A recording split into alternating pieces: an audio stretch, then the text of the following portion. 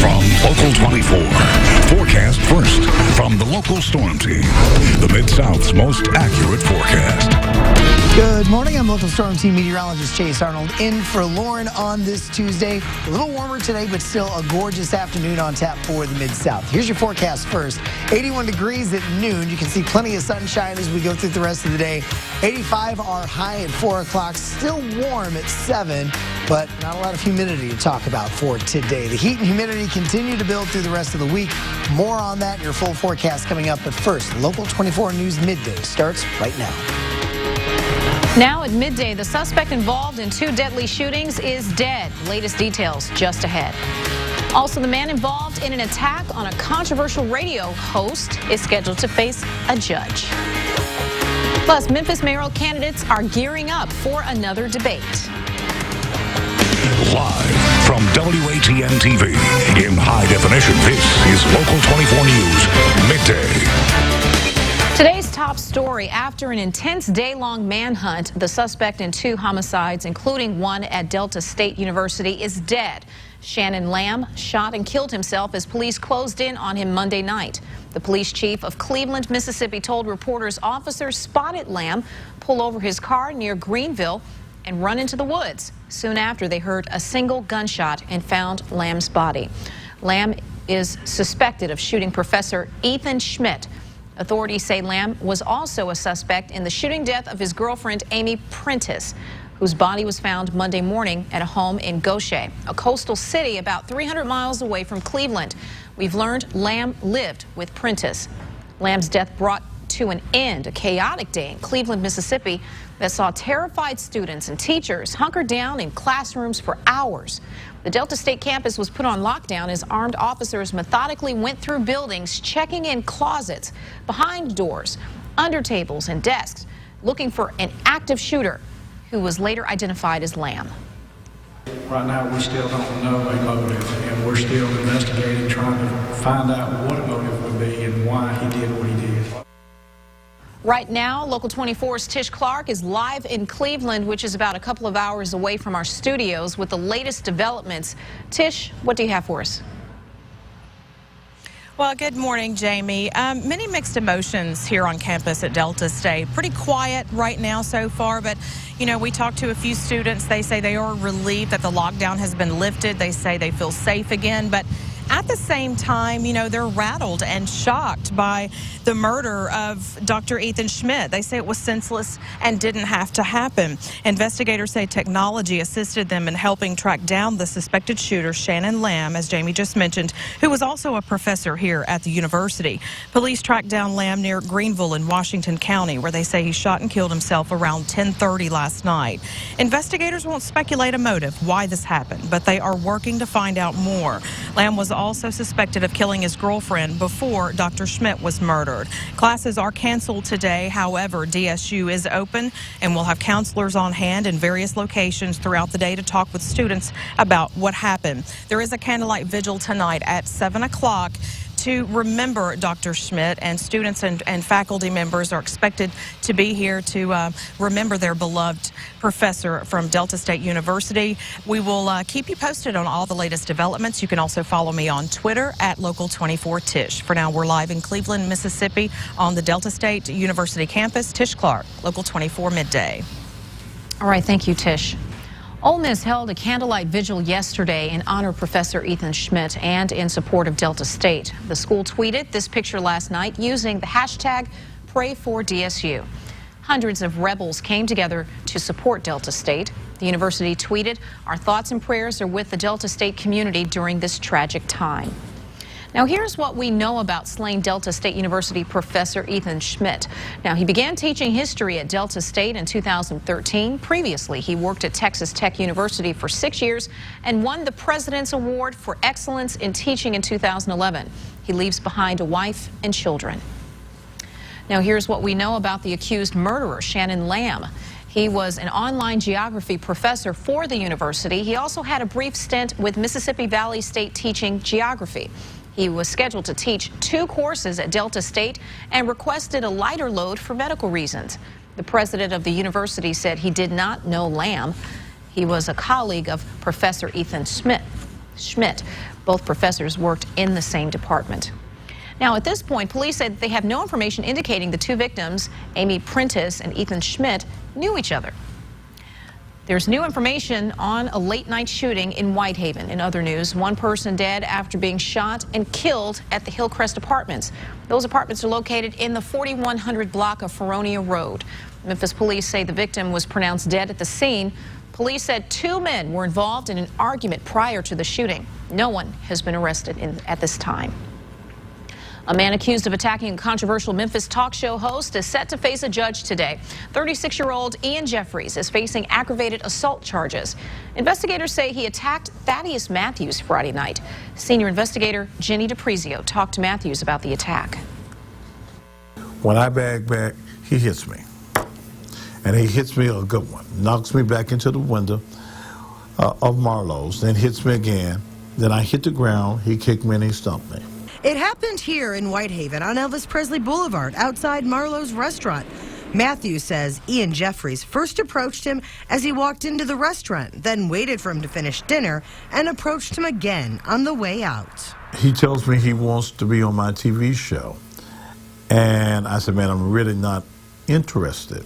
Matthews says Jeffries claimed to be a member of the new Black Panther movement and wanted to discuss on the air the death of Darius Stewart. Memphis police officer Connor Schilling shot and killed Stewart in July. Cell phone video of the two shows them tussling on the ground after a traffic stop. There were outstanding warrants for Stewart's arrest.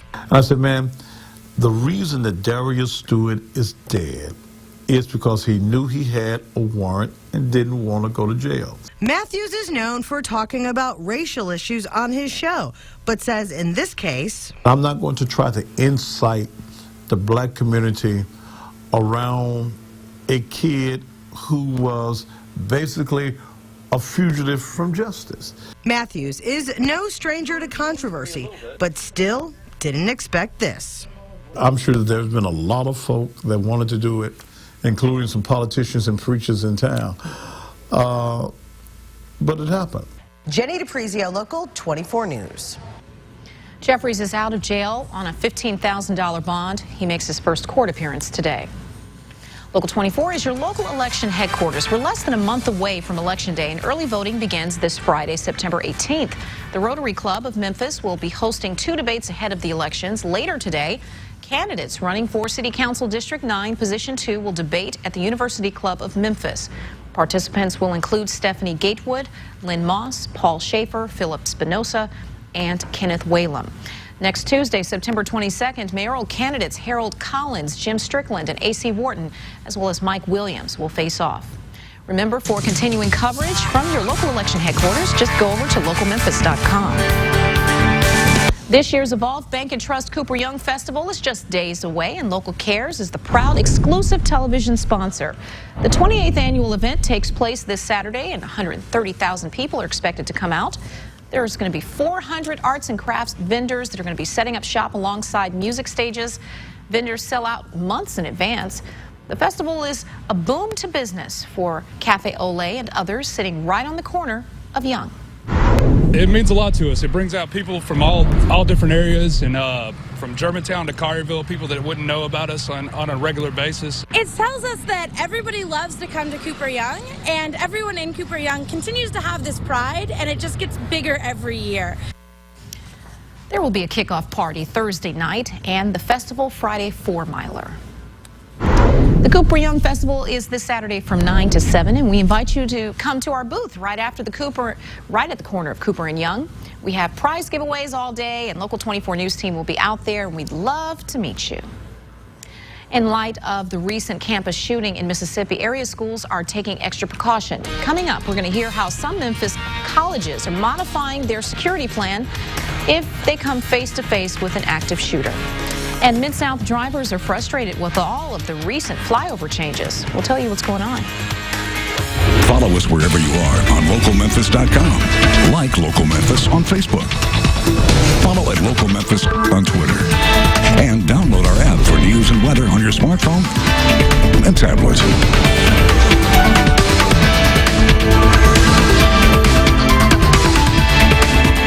The Mid-South's most accurate forecast. Good morning. I'm local Storm Team meteorologist Chase Arnold in for Lauren today. A little warmer, a little more humid for your Wednesday. Overall, should still be a pretty nice day out there. Here's your forecast first. 83 what we're expecting by noon. A little humid as we head into the afternoon, just enough to feel it out there. Highs getting up around 87. You can see we stay quiet into the evening. The big story over the next couple of days, that heat and humidity continuing to build. More on that summer-like forecast coming up in a few minutes. But first, Local 24 News Midday starts now. Now at midday, a king is honored on what would have been his 90th birthday. A portion of 3rd Street is now named after the blues legend, B.B. King. Also, Housing Authority board members are set to meet on sexual allegations about their former director. And faculty and students at a Mississippi university come together to remember a beloved professor who was shot and killed at the school. Live from WATN-TV in high definition, this is Local 24 News Midday. City officials unveiled the street sign renaming 3rd Street after blues legend B.B. King. Today would have been his 90th birthday. This morning, city leaders and friends of the late B.B. King met on the corner of Beale Street and 3rd to unveil the sign renaming portion of 3rd Street in his honor. The Beale Street Blues Boy was 89 when he died in May. Thousands lined Beale Street to pay their respects during that time. B.B. King Boulevard will run from Jackson Avenue on the north to E.H. Crump Boulevard on the south. Continuing coverage of the sex scandal at City Hall, the Memphis Housing Authority will meet today to discuss Robert Lipscomb's employment. Earlier this month, the board officially suspended Lipscomb from his position as director with pay. That means that he currently continues to collect his $135,000 a year salary. Lipscomb resigned from his appointed city position as the Director of Housing and Community Development. The scandal broke when a 26-year-old man contacted the mayor's office accusing Lipscomb of sexual misconduct. The accuser says it happened when he was just 16, and he had performed a sex act on Lipscomb more than a dozen times. Since then, at least 9 additional people have come forward. The Memphis Housing Authority's meeting started this morning at 9, and we'll let you know what happens. Well, local in Mississippi, a day of mourning at Delta State University. Yesterday marked the university's 90th anniversary, but instead of honoring that milestone, the campus came together to mourn a beloved professor. Ethan Schmidt was shot in the head in his campus office Monday morning. Investigators say fellow professor Shannon Lamb pulled the trigger. He later killed himself after a 12-hour manhunt. Before he came to the school, authorities say he shot and killed his live-in girlfriend, Amy Prentice, in the coastal town of Gosha, Mississippi. Last night, students and staff honored the legacy left behind by Dr. Schmidt with a solemn ceremony filled with candlelight and song. A history professor, Brian Beckfer, and Schmidt's teaching assistant spoke on the aftershock of what happened after he was shot and killed. For the last 2+ years that I knew him, and he was a wonderful colleague, but an even better friend. He was a devoted family man. His family, his wife Liz and his children are all wonderful. And it was just, it was really hard to hear the news about his death. When I found out that it was Dr. Schmidt, I lost it all, because the very first thing that popped into my mind was his wife and his kids. The school's president says Schmidt would have wanted those who knew him to pull through their grief. He said people could sign a book and share their memories on a banner. Counselors will continue to be on site today to help students with the process of healing. Now, there's still no word on why federal investigators raided a Memphis doctor's office and his home Tuesday. Local 24 cameras were there when TBI agents carried out baskets of files and boxes from Dr. Stephen Winberry's Midtown Memphis home and office at Unity Medical Clinic. The boxes were labeled DEA evidence. The TBI says it executed federal warrants at 4 locations but would not release any other information.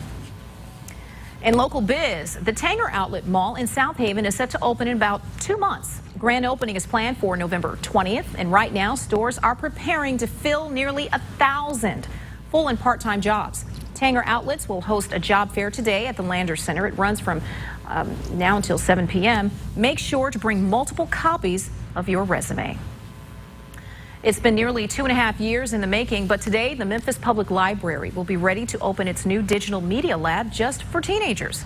Local 24's Mary Jo Ola has the story.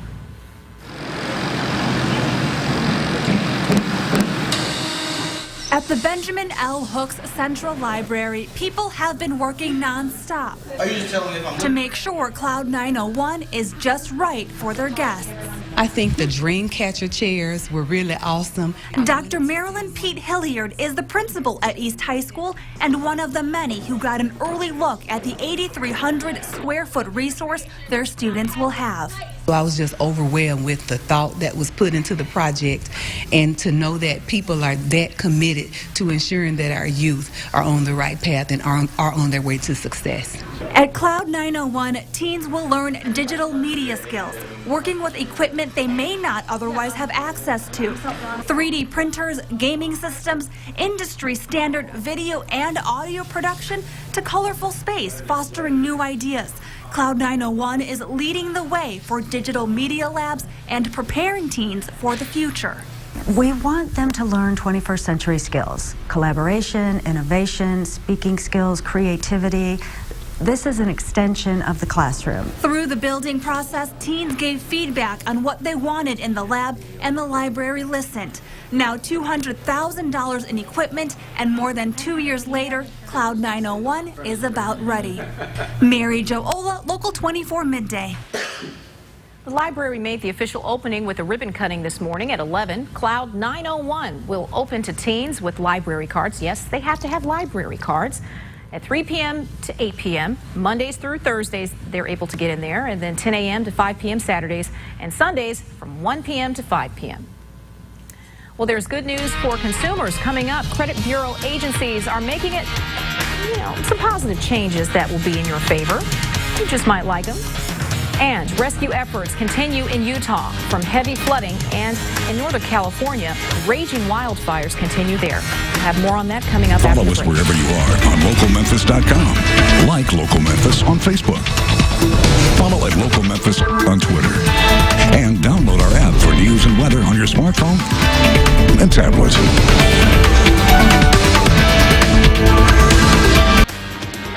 A deadly interstate accident claims the lives of 2 people.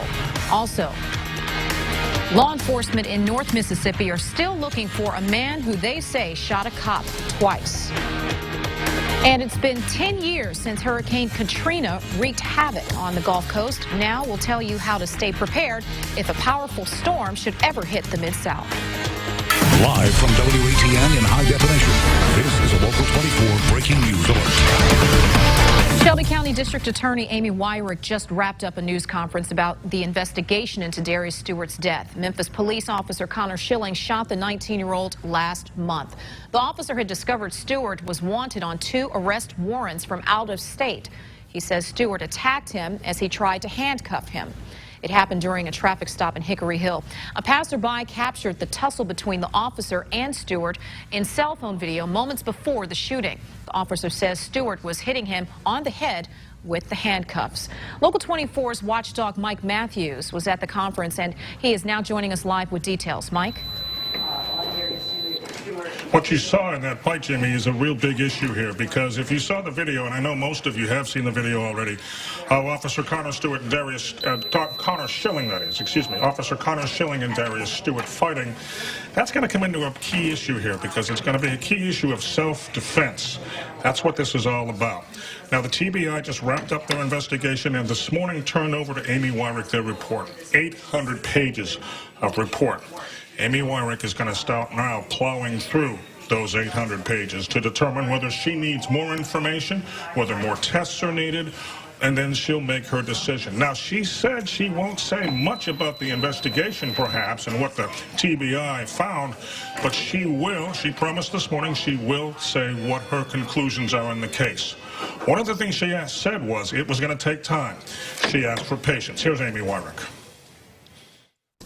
I guess the update could be we're still going through the file. We're still going through the file. We need patience right now. We need everyone to just let us do the job that we're sworn to do, which is justice. Now, you've heard from people already in the community who say they want weekly updates from Amy Wyrick concerning the status of this case. She's not sure she can do that. She is aware. She has met with ministers and others in the community, she says, concerning this incident. But that TBI report, which is what everybody's been waiting for, is in. She got it in her hands today, and now her work begins.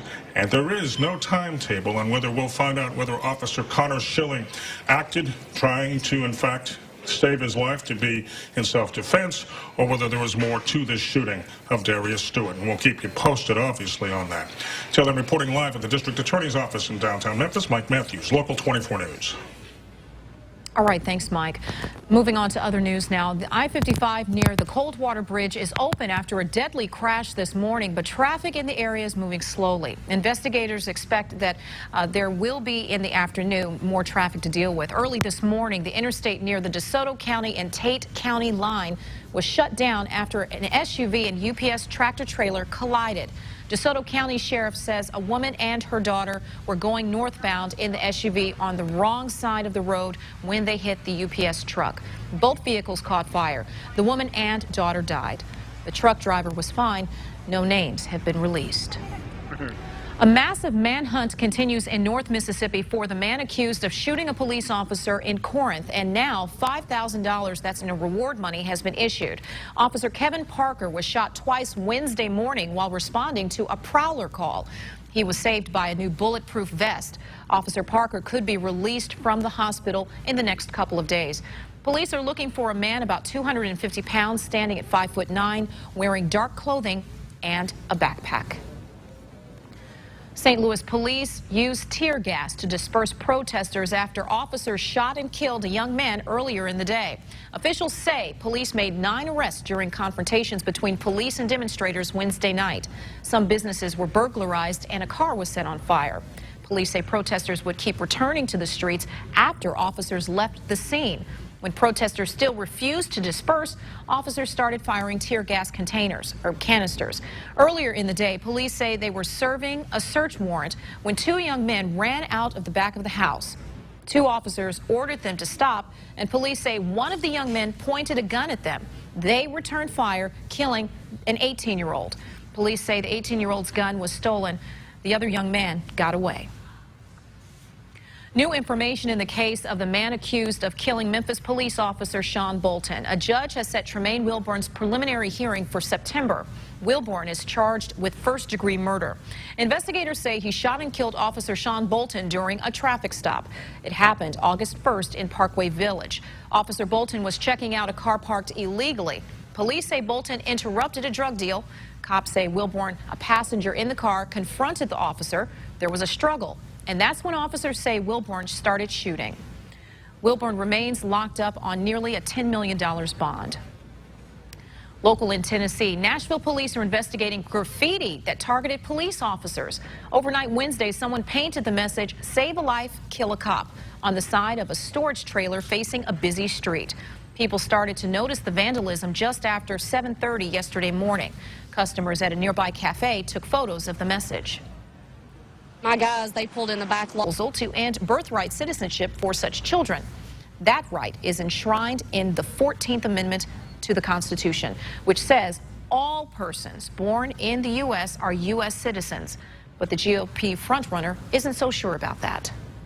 And if you speak to some very, very good lawyers, and I know some would disagree, but many of them agree with me, you're going to find they do not have American citizenship. We have to start a process where we take back our country. Our country is going to hell. I just don't think it's legitimate to say that we're going to change our Constitution and that's going to solve our problem. I don't think that that's the proper thing to do.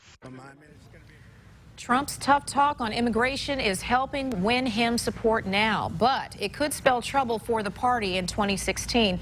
Mitt Romney won just 27% of the Latino vote in 2012, and the party has to do better than that in order to win in 2016.